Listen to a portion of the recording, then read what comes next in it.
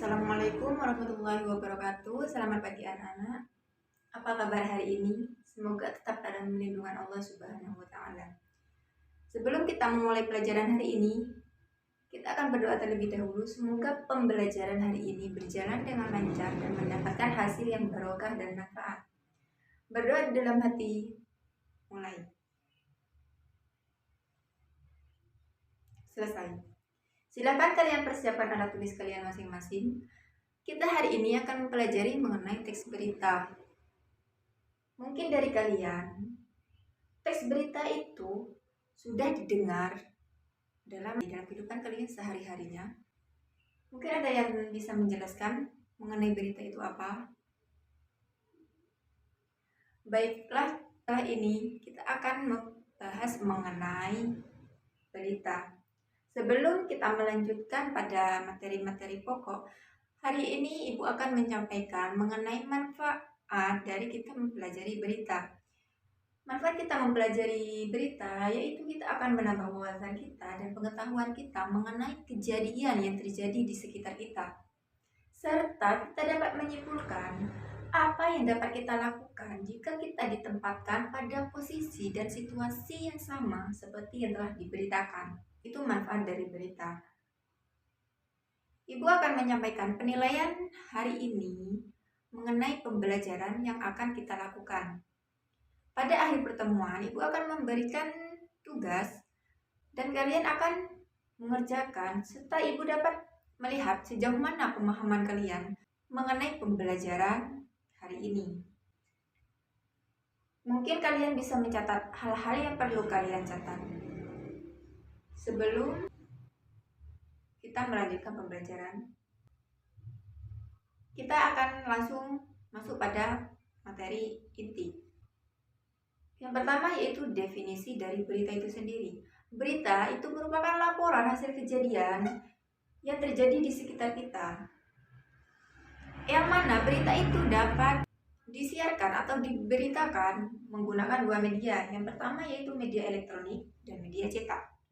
Media elektronik itu berupa televisi, radio, gawai. Gawai itu dapat di Google, Facebook, Instagram, ataupun Twitter.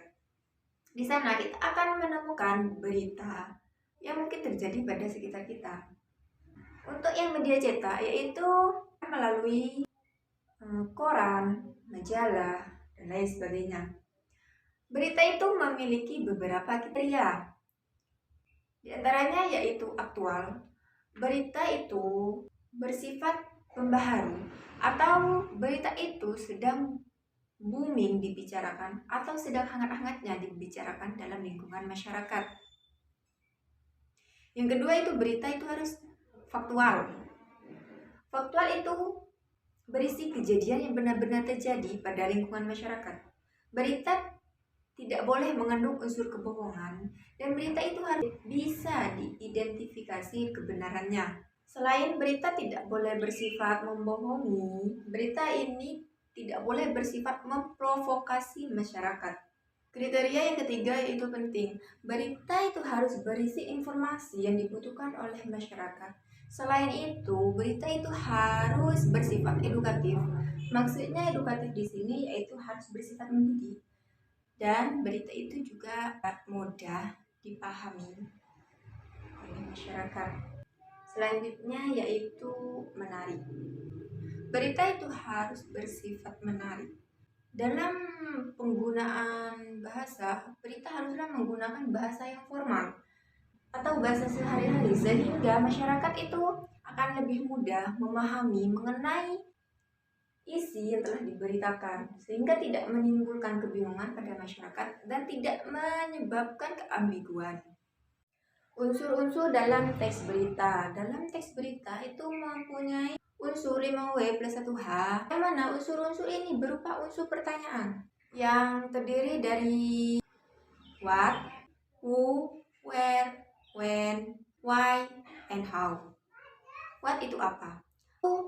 Mengandung pertanyaan apa yang terjadi atau apa yang diberitakan pada berita tersebut. Yang kedua yaitu mengenai siapa yang terlibat di dalamnya. Selanjutnya yaitu where, di mana kejadian tersebut terjadi. Itu dapat berupa tempat. Sedangkan when, kapan kejadian tersebut terjadi. Kapan itu berupa waktu. Selanjutnya yaitu bagaimana, atau biasa disebut dengan how. Bagaimana kejadian pada peristiwa tersebut.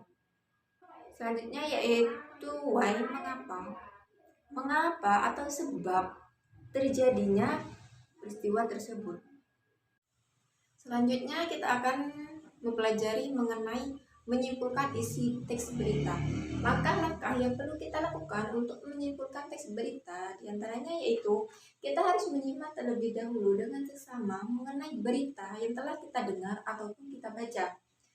Selanjutnya yaitu kita menulis hal-hal pokok yang terkandung di dalamnya. Hal-hal pokok itu dapat berupa tema atau pokok pikiran, apa yang terjadi, siapa yang terlibat di dalamnya, waktu kejadian, dan bagaimana atau sebab terjadinya dari berita tersebut. Yang ketiga yaitu kita menuangkan apa yang telah kita susun dalam pokok-pokok berita tersebut menjadi bentuk kalimat. Langkah yang keempat yaitu kita mencatat pokok-pokok tersebut dan membentuk sebuah kalimat serta menjadikan dalam suatu paragraf, dan kita bisa menyimpulkan apa yang terkandung di dalam isi berita tersebut. Mungkin itu saja pertemuan kita hari ini. Apakah ada yang ingin dipertanyakan? Baiklah, jika tidak ada, Ibu harap pertemuan kita hari ini dapat memberikan pengetahuan dan dapat bermanfaat serta barokah.